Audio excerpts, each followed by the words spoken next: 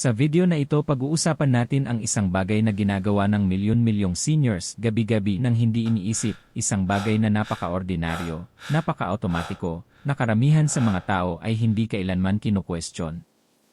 Ang paraan ng pagtulog mo. Kung ikaw ay lampas na sa edad na 60, ang iyong sleeping position ay maaaring tahimik na naglalagay ng dagdag na presyon sa iyong puso, nagpapataas ng iyong blood pressure habang ikaw ay natutulog, at nagpapahirap sa iyong katawan sa mga oras na dapat sanay nagre-recover at nag-heal ito. At narito ang katotohanang hindi napapansin ng maraming tao. Nagbabago ang katawan pagkatapos ng 60. Ang iyong mga blood vessel ay nagiging mas hindi flexible. Ang iyong paraan ng paghinga habang natutulog ay nagbabago. Ang iyong puso ay mas nagsusumikap upang maipadaloy ang dugo sa buong katawan. Ang dating walang problemang sleeping habit noong ikaw ay nasa 30 o 40 ay maaaring unti-unting maging isang nakatagong stress sa iyong katawan habang ikaw ay tumatanda.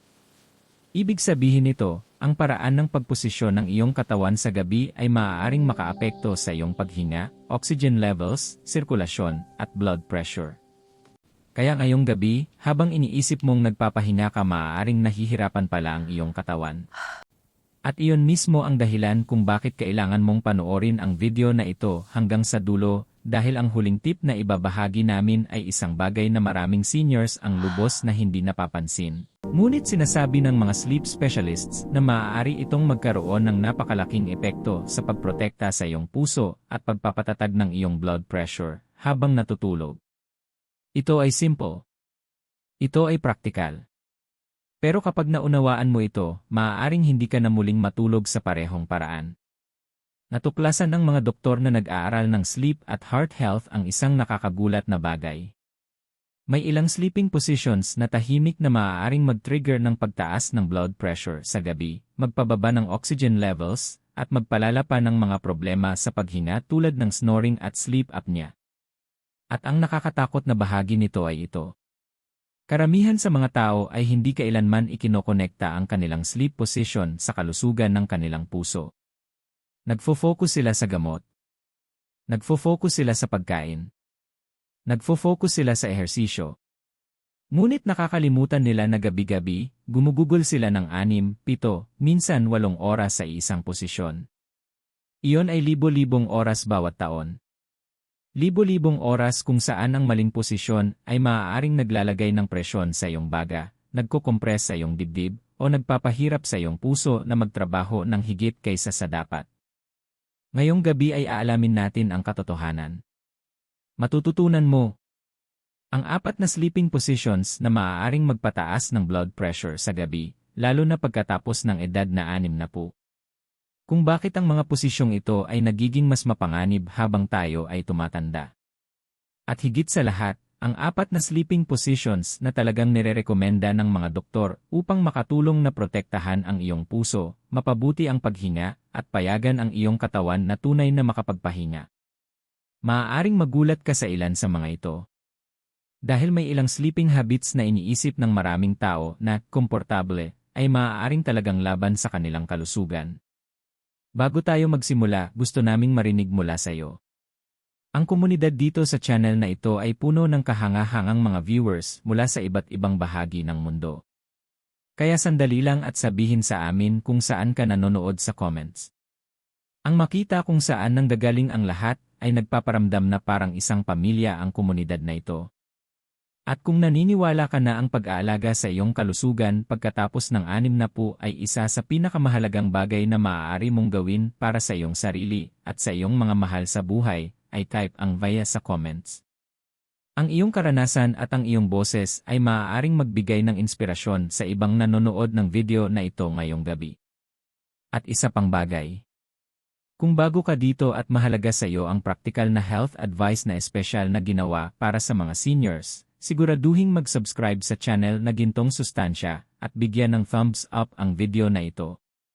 Dahil sa channel na ito, nakatuon kami sa maliliit na pang-araw-araw na habits na maaaring magprotekta sa iyong puso, magpalakas sa iyong katawan, at tumulong sa iyo na mabuhay ng mas malusog sa loob ng maraming taon pa. Ngayon, simulan natin sa isang bagay na kailangang maunawaan muna ng bawat senior. Ano ba talaga ang nangyayari sa iyong blood pressure kapag ikaw ay natutulog? Bago natin pag-usapan ang tungkol sa mga sleeping positions, may isang napakahalagang bagay na kailangan mong maunawaan muna. Ang iyong blood pressure ay hindi dapat manatiling pareho buong araw at buong gabi. Sa katunayan, kapag gumagana ng maayos ang iyong katawan, may isang kahanga-hangang bagay na nangyayari kapag ikaw ay nakatulog. Natural na bumababa ang iyong blood pressure. Tinatawag ito ng mga doktor at sleep researchers na nocturnal dipping. Sa panahon ng healthy sleep, pumapasok ang katawan sa isang estado ng pag-aayos. Bumagal ang tibok ng iyong puso. Kumakalma ang iyong paghinga. Nagre-relax ang iyong mga blood vessels. At karaniwang bumababa ang iyong blood pressure ng mga 0 hanggang 20% kumpara sa level nito sa araw. Ang pagbabang ito ay hindi maliit na bagay. Isa ito sa pinakamahalagang recovery processes na mayroon ang iyong katawan. Pinapahintulutan nito ang iyong puso na magpahinga matapos ang isang buong araw ng pagpapadaloy ng dugo. Pinapayagan nitong mag-relax at mag-repair ang iyong mga blood vessels. Binibigyan nito ang iyong utak ng oxygen at sirkulasyon na kailangan nito upang makabawi at maprotektahan ang iyong memorya.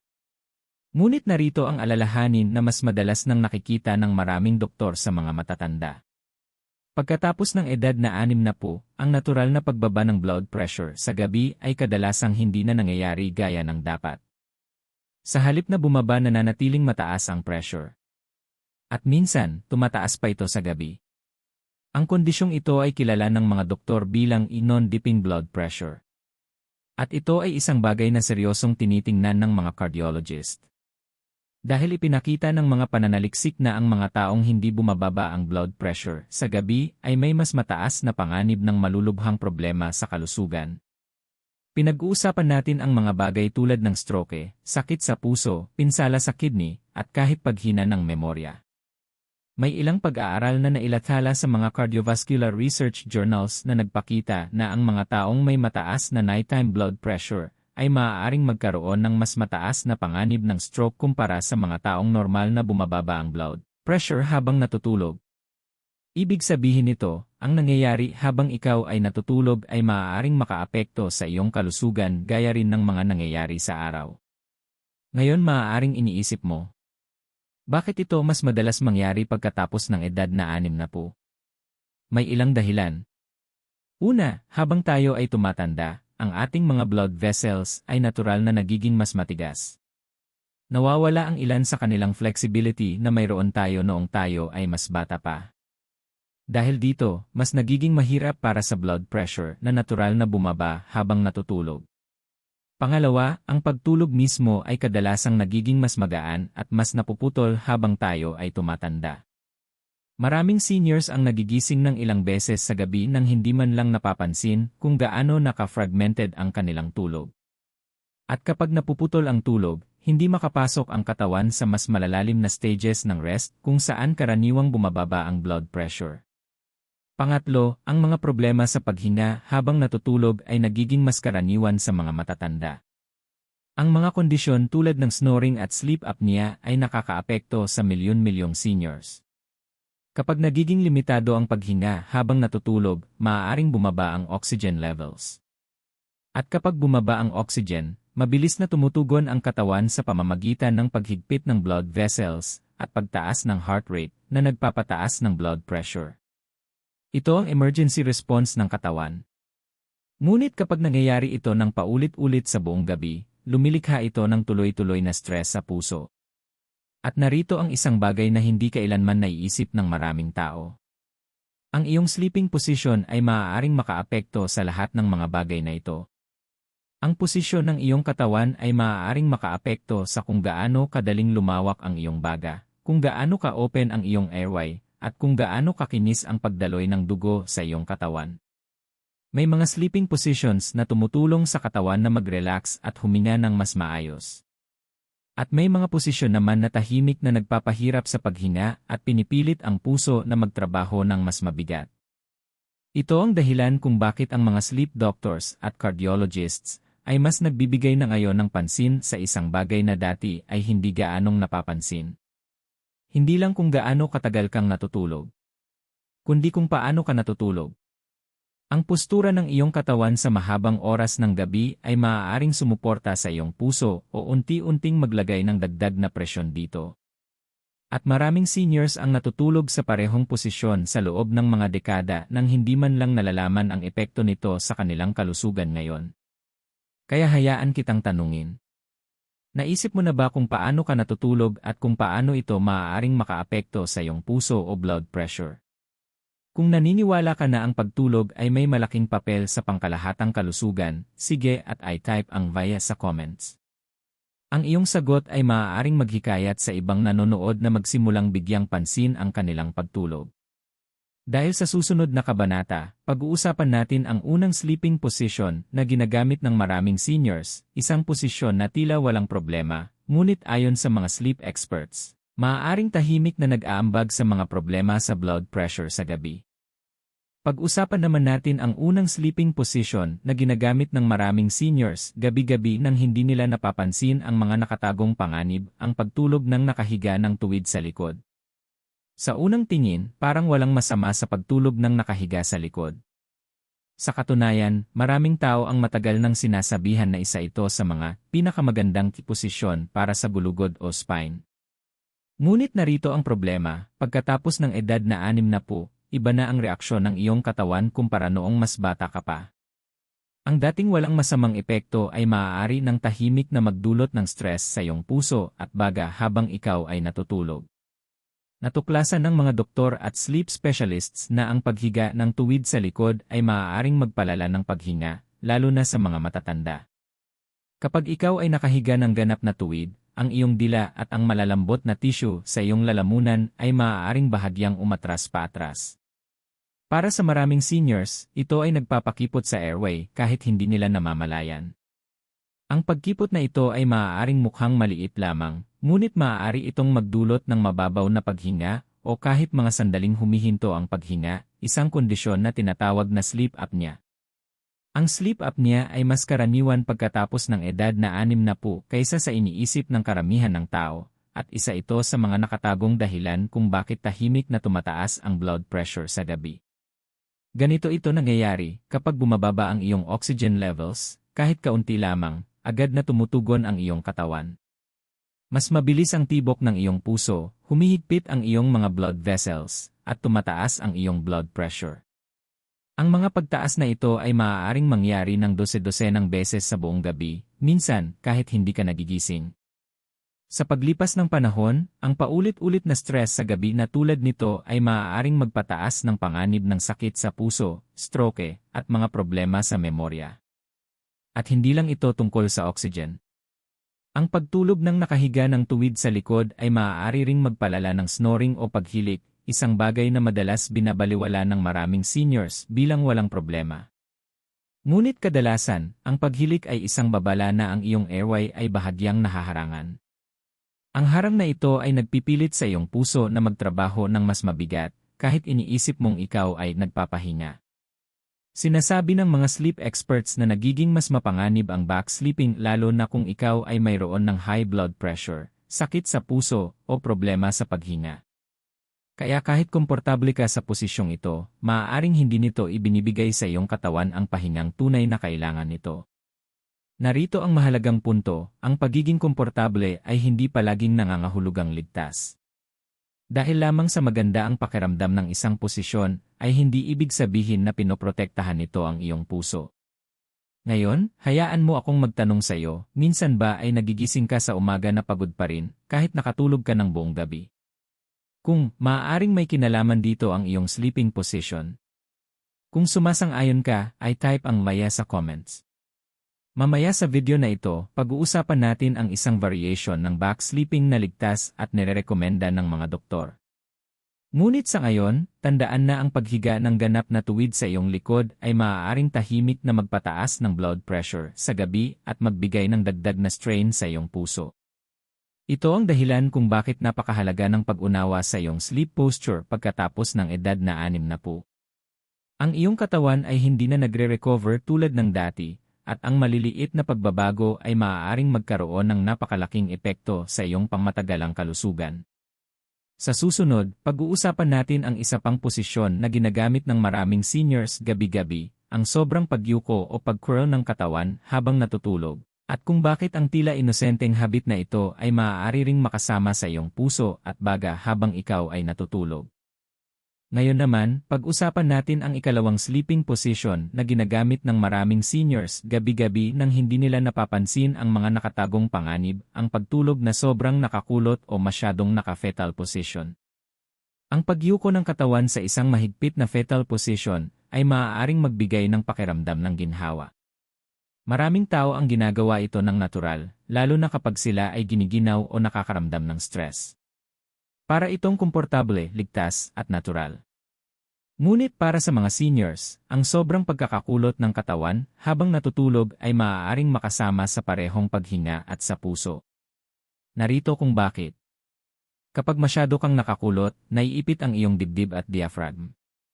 Dahil dito, mas nahihirapan ang iyong mga baga na lumawak ng maayos, kaya mas mababaw ang paghinga ng iyong katawan habang natutulog sa buong gabi. Sa simula, maaaring hindi ito maramdaman na problema. Ngunit ang mababaw na paghinga ay nagpapababa sa oxygen na natatanggap ng iyong katawan habang ikaw ay natutulog. At ang oxygen ay napakahalaga. Kapag bumababa ang oxygen levels, pumapasok ang katawan sa isang stress response. Mas bumibilis ang tibok ng iyong puso, humihigpit ang iyong mga blood vessels, at tumataas ang iyong blood pressure, kadalasan nang hindi mo man lang namamalayan. Sa loob ng maraming oras ng pagtulog, ang paulit-ulit na stress na ito ay maaaring tahimik na magbigay ng strain sa iyong cardiovascular system. Napansin ng mga doktor at sleep specialists na ang mga seniors na natutulog ng sobrang nakakulot ay madalas nagigising na may paninigas ng leg, pananakit ng balikat, o pananakit ng likod. Ang mga discomfort na ito ay isang palatandaan na ang iyong katawan ay wala sa tamang posisyon para sa pahinga at recovery. Ngunit hindi pa doon nagtatapos ang mga panganib. Ang mababaw na paghinga sa gabi ay maaari ring magdulot ng mahinang kalidad ng tulog, kaya pakiramdam mo ay pagod ka pa rin kahit nakatulog ka ng mahaba. Mas mataas na panganib ng problema sa puso sa paglipas ng panahon. Mas mataas na nighttime blood pressure na may kaugnayan sa stroke at cardiovascular disease. Kahit na pakiramdam nito ay ligtas at mainit, ang sobrang pagkakakulot ng katawan habang natutulog ay maaaring tahimik na nagpapahirap sa iyong katawan kaysa sa dapat. Hayaan mo akong magtanong sa iyo. Minsan ba ay nagigising ka na mas pagod pa kaysa noong matulog ka? Kung ay type ang maya sa comments. Maaaring hindi lamang ito dahil sa edad, maaaring may kinalaman dito ang iyong sleeping posture. Ngayon, gusto kong magbigay sa iyo ng isang maliit, ngunit praktikal na tip na makakatulong. Subukang lumuluwag ng kaunti ang pagkakakulot ng iyong katawan kapag natutulog ka. Maaari kang maglagay ng pillow sa ilalim ng iyong mga tuhod o sa pagitan ng iyong mga binti. Nakakatulong ito upang buksan ang iyong dibdib, mapabuti ang iyong paghinga, at masuportahan ang iyong spine.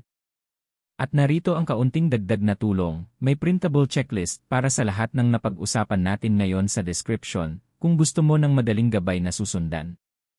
Ipinapakita nito ang mga mapanganib na posisyon at ang mga ligtas na adjustments na makakatulong protektahan ang iyong puso habang natutulog. Sa susunod, pag-uusapan natin ang ikatlong posisyon na ginagamit ng maraming seniors nang hindi nila napapansin ang panganib, ang pagtulog ng nakadapa, at kung bakit maaari itong tahimik na magdagdag ng strain sa iyong puso at baga buong gabi. Ngayon naman ay pag-usapan natin ang ikatlong sleeping position na maaaring tahimik na makaapekto sa iyong puso at blood pressure, ang pagtulog ng nakadapa o face down. Sa unang tingin, natural ang pakiramdam ng pagtulog ng nakadapa para sa ilang tao. Maaari itong magbigay ng pakiramdam ng seguridad at iniisip ng iba na nakakatulong ito para mabawasan ang paghilik. Ngunit nagbabala ang mga doktor at sleep experts na ang paghiga ng nakadapa ay maaaring magdulot ng ilang seryosong problema, lalo na pagkatapos ng edad na 60. Ang pinakamalaking problema ay paghinga at daloy ng oxygen. Kapag nakadapa ka, naiipit ang iyong dibdib sa kutson. Ang presyong ito ay pumipigil sa ganap na paglawak ng iyong mga baga, kaya nagiging mas mababaw ang iyong paghinga sa buong gabi.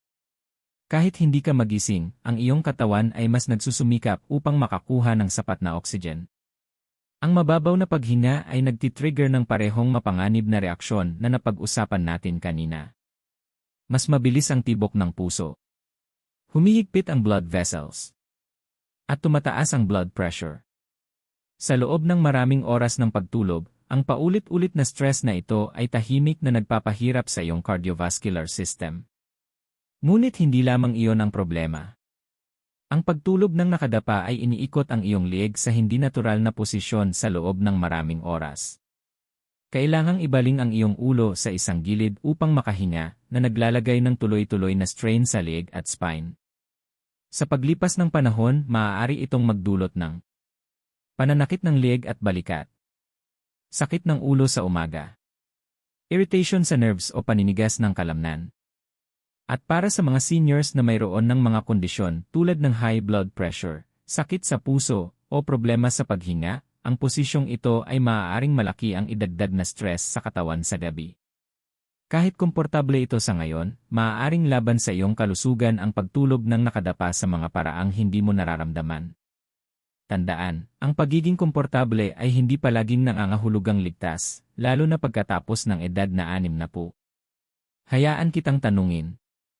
Minsan ba ay nagigising ka na may paninigas ng lieg o pananakit ng balikat sa umaga? Kung ay type ang maya sa comments. Maaaring iyon ang paraan ng iyong katawan upang ipahiwatig na ang iyong sleeping position ay mas nakakasama kaysa nakakatulong. Ang mahalagang tandaan dito ay ito. Ang pagtulog ng nakadapa ay maaaring komportable, ngunit para sa mga seniors, ito ay pumipigil sa paghinga, nagpapababa ng oxygen, at pinipilit ang puso na magtrabaho ng mas mabigat buong gabi. Mamaya sa video na ito, pag-uusapan natin ang mga ligtas na variation ng side at back sleeping na nirerekomenda ng mga doktor, mga posisyong tumutulong protektahan ang iyong puso, patatagin ang blood pressure, at payagan ang iyong katawan na tunay na makapagpahinga. Sa ngayon, tandaan lamang ito, kung ikaw ay natutulog ng nakadapa, ang iyong puso at baga ay maaaring tahimik na nakakaranas ng stress bawat gabi. Sa susunod, lilipat tayo sa ika-4 na posisyon na iniisip ng maraming seniors na walang problema, ngunit maaaring magpataas ng blood pressure sa gabi, ang paggamit ng sobrang daming unan habang natutulog.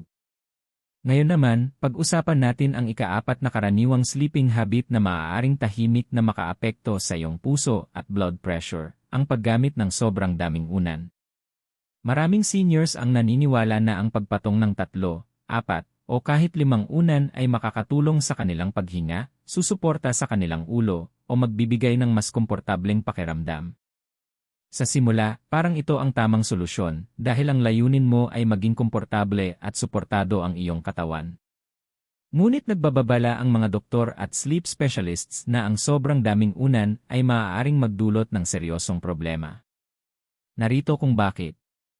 Kapag masyadong mataas ang pagkakaangat ng iyong ulo, ang iyong leg ay napapabaluktot sa hindi natural na anggulo. Ang anggulong ito ay naglalagay ng stress sa iyong cervical spine, maaaring mag-compress sa mga blood vessels, at maaari pang makaapekto sa daloy ng oxygen patungo sa iyong utak habang ikaw ay natutulog. Sa paglipas ng buong gabi, ang maliliit na stress na ito ay maaaring tahimik na magpataas ng blood pressure at magbigay ng strain sa iyong cardiovascular system. Ang sobrang pagpatong ng unan ay maaari ring makasira sa spinal alignment. Kahit pa matibay at suportado ang iyong kutson, ang hindi natural na posisyon ng lieg ay maaaring magdulot ng paninigas ng lieg at balikat, sakit ng ulo sa umaga, tuloy-tuloy na tensyon na nakakaapekto sa iyong postura sa buong araw. At may isa pang nakatagong problema. Kapag ang iyong lieg ay masyadong nakayuko pasulong, nagiging mas mahirap ang paghinga. Hindi ganap na lumalawak ang iyong mga baga, at bahagyang bumababa ang oxygen intake, sapat upang matrigger ang stress response ng katawan na paulit-ulit na nagpapataas ng iyong heart rate at blood pressure sa buong gabi. Ang mga doktor na nag-aaral ng pagtulog ng mga seniors ay may isang simpleng patakaran. Ang iyong ulo ay dapat bahagyang nakaangat, ngunit nakaalin pa rin sa iyong spine. Ang layunin ay komportableng suporta nang hindi sinasakripisyo ang sirkulasyon o ang airway function. Hayaan kitang tanungin. Minsan ba ay nagigising ka na may sakit ng ulo o pakiramdam mo ay nakalok ang iyong liig sa umaga? Kung ay type ang maya sa comments. Madalas, ito ay senyales na ang iyong setup ng unan ay mas nakakasama kaysa nakakatulong. Ang isang maliit na adjustment ay maaaring gumawa ng malaking pagbabago. Subukang gumamit ng isang suportadong unan para sa ulo at isang maliit na unan sa pagitan ng iyong mga tuhod kung ikaw ay natutulog sa gilid. Nakakatulong ito upang mapanatiling neutral ang iyong spine, mabuksan ang iyong dibdib para sa mas maayos na paghinga, at mapanatiling mas stable ang iyong blood pressure sa buong gabi. Kung nakakatulong sa iyo ang mga tips na ito, huwag kalimutang bigyan ng thumbs up ang video na ito at mag-subscribe sa Gintong Sustansya. Nakatuon kami sa mga praktikal at makakapagligtas buhay na health advice na espesyal na ginawa para sa mga seniors.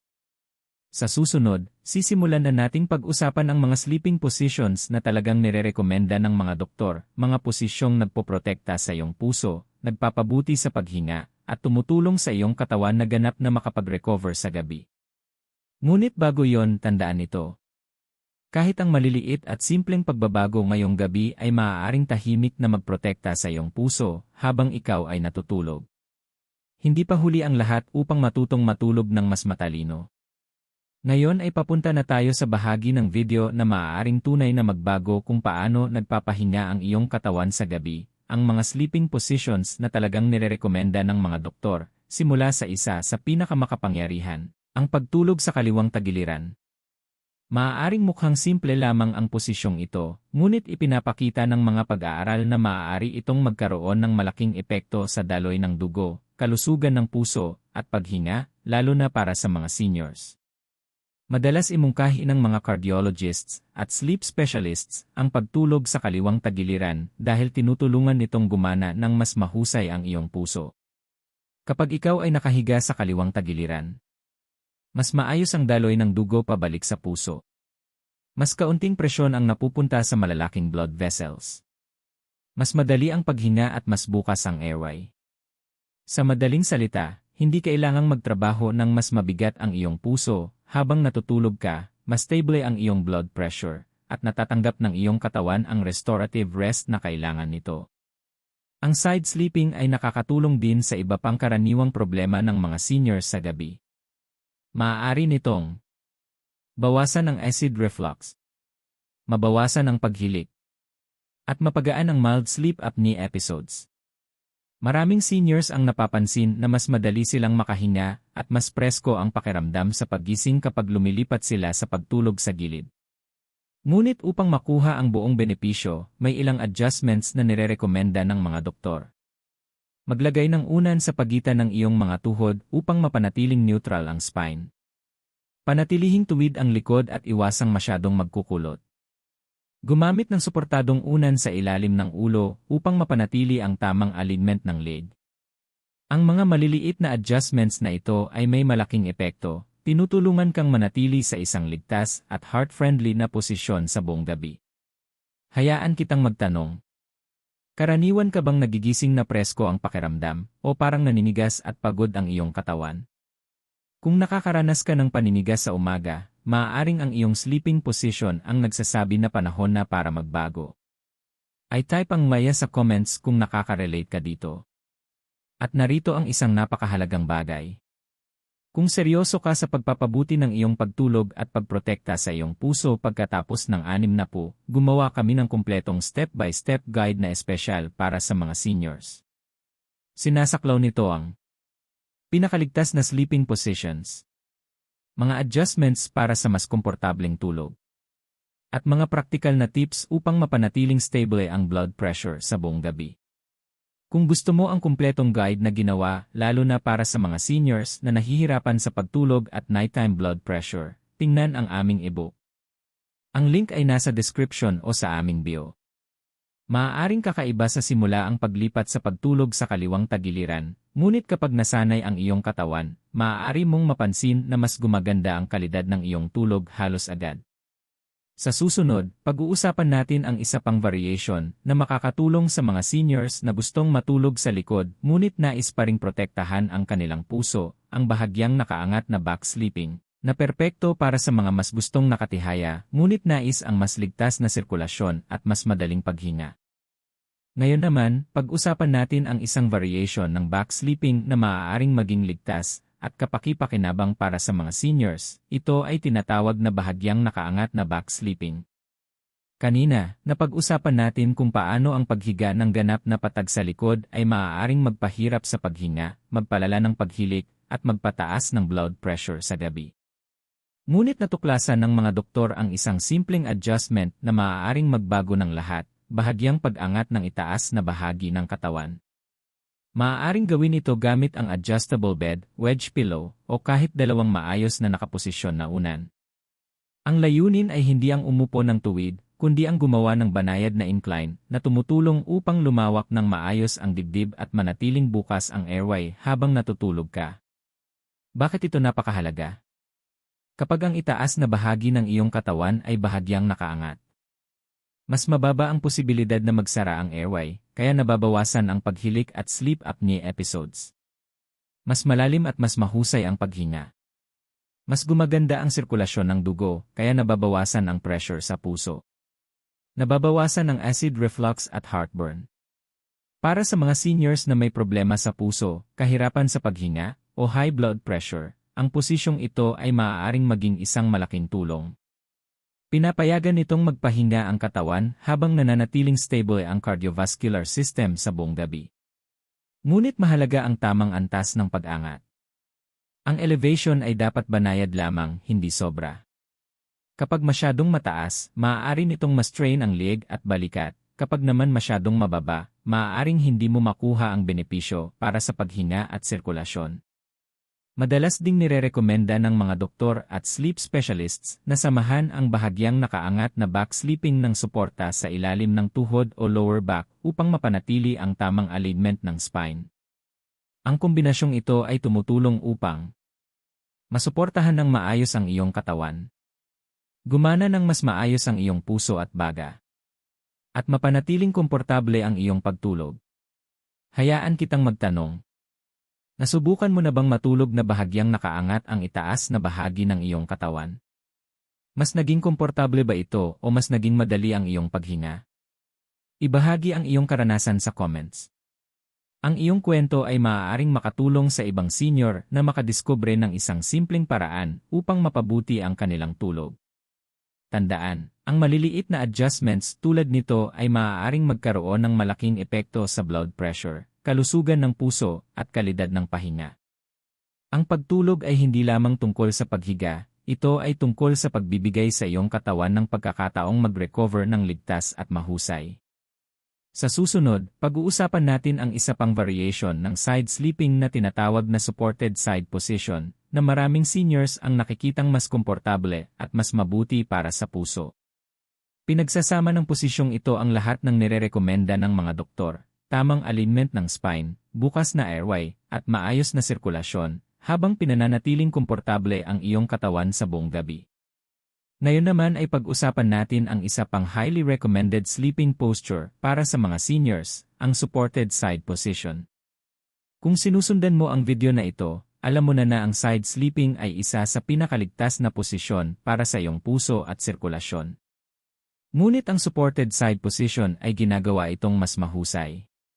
Hindi lamang ito tungkol sa paghiga sa gilid, ito ay tungkol sa paglalagay ng tamang suporta upang manatiling maayos ang alignment ng iyong katawan habang natutulog. Narito kung bakit ito mahalaga. Habang tayo ay tumatanda, ang ating mga kalamnan at kasukasuan ay nagiging mas hindi flexible. Ang ating spine ay nangangailangan ng dagdag na suporta upang manatili sa neutral position. Kapag walang tamang alignment, kahit ang side sleeping ay maaaring magdulot ng tension sa balakang, balikat, o lower back. Ang tension na ito ay maaaring makaapekto sa sirkulasyon at magpahirap sa katawan na ganap na makapag-relax. Ang supported side position ay tumutulong upang malutas ang problemang ito. Inirerekomenda ng mga doktor at sleep specialists ang mga sumusunod. Maglagay ng unan sa pagitan ng iyong mga tuhod upang manatiling nakaaliin ang balakang at mabawasan ang stress sa lower back. Maglagay ng unan sa likod ng iyong katawan upang magkaroon ng dagdag na suporta at maiwasan ang pag-roll pabalik sa likod habang natutulog. Gumamit ng matibay na kutson na susuporta sa iyong katawan nang hindi masyadong lumulubog ang balakang. Ang mga maliliit na adjustments na ito ay may kamangha-manghang epekto. Tinutulungan itong patatagin ang iyong spine, buksan ang iyong dibdib para sa mas madaling paghinga, at bawasan ang pressure sa iyong mga blood vessels.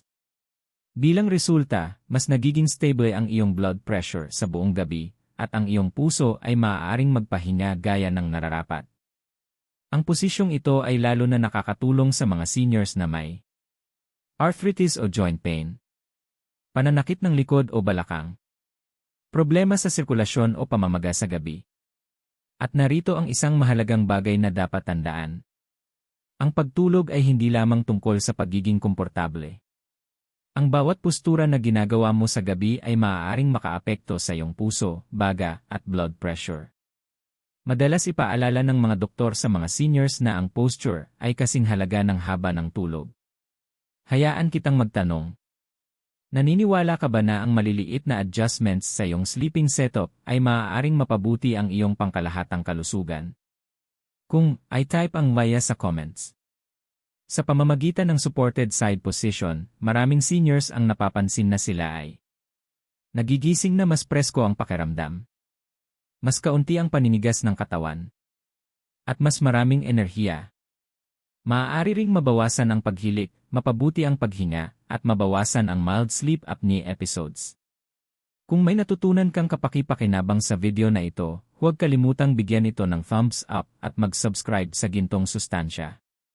Nakatuon kami sa mga simpleng at praktikal na strategies na makakatulong protektahan ang iyong puso at mapabuti ang iyong tulog pagkatapos ng edad na 60. Sa susunod, ibubunyag natin ang isang tip na madalas nakakaligtaan ng maraming seniors. Isang tip na sinasabi ng mga sleep doctors na maaaring magkaroon ng malaking epekto sa pagprotekta sa iyong puso at pagpapatatag ng iyong blood pressure, kahit napili mo na ang pinakamahusay na sleeping position. Ito ang tip na maraming tao ang hindi man lang alam na umiiral, ngunit maaari nitong baguhin ang iyong mga gabi. Ngayon ay narating na natin ang huling bahagi ng video na ito, at marahil ang pinakamahalagang bahagi, ang tip na madalas nakakaligtaan ng maraming seniors. Ngunit sinasabi ng mga sleep doctors na maaari itong magkaroon ng malaking epekto sa pagprotekta sa iyong puso at pagpapatatag ng iyong blood pressure sa gabi. Kahit na napili mo na ang pinakaligtas na sleeping positions, tulad ng pagtulog sa kaliwang tagiliran o ang supported side position, may isang bagay na madalas nakakalimutan ng karamihan ng tao. Ang ating katawan ay gumagalaw habang natutulog at madalas itong mangyari. Sa karaniwan, ang mga seniors ay nagpapalit ng posisyon ng 20 hanggang 40 beses sa isang gabi. Ibig sabihin, maaari kang magsimula sa isang posisyong mabuti para sa puso, ngunit makalipas ang ilang oras, maaari kang hindi namamalayang mapunta sa posisyon na nagko-compress sa iyong dibdib, nagpapahirap sa paghinga, o nagpapataas ng iyong blood pressure. Ito ang dahilan kung bakit binibigyang diin ng mga sleep specialists ang pagsasanay sa katawan upang mapanatili ang ligtas na sleeping positions. At hindi ito kasing komplikado ng iniisip mo. May mga maliit ngunit praktikal na hakbang na maaari mong gawin ngayong gabi upang unti-unting turuan ang iyong katawan na manatili sa mga posisyong mabuti para sa puso. Maglagay ng unan sa likod ng iyong katawan upang maiwasang gumulong pabalik sa likod kung ang posisyong iyon ay nagpapataas ng iyong blood pressure. Maglagay ng body pillow sa tabi mo upang magbigay ng banayad na suporta at panatilihing nakaalin ang iyong spine. Ayusin ang tigas ng iyong kutson upang lumubog ang katawan ng sapat para maging komportable ngunit manatiling suportado. Panatilihin ang pare-parehong oras ng pagtulog upang hikayatin ang mas malalim at mas restorative na tulog. Sa paglipas ng panahon, ang mga adjustments na ito ay sinasanay ang iyong katawan na manatili sa mga posisyong nagpapabuti sa paghinga, oxygen levels, at sirkulasyon ng dugo. Sa madaling salita, binabawasan nito ang stress sa iyong puso at tinutulungan ang iyong blood pressure na manatiling mas stable sa buong gabi. Isipin mo ito. Pagkatapos ng edad na 60, bawat oras ng tulog na walang istorbo at may tamang suporta ay isang pagkakataon upang bigyan ang iyong puso at katawan ng pahingang tunay nilang kailangan. At sa pamamagitan ng pagsasanay sa mga simpleng adjustments na ito, maaari mong gawing isang kasangkapan para sa mas mabuting kalusugan ang iyong kama, sa halip na maging isang nakatagong sanhi ng stress sa gabi. Kung nanatili ka hanggang sa bahaging ito ng video, maraming salamat dahil ang kaalamang ito ay tunay na makakatulong protektahan ang iyong puso at mapabuti ang kalidad ng iyong buhay. Bago tayo magtapos, narito ang isang huling paalala.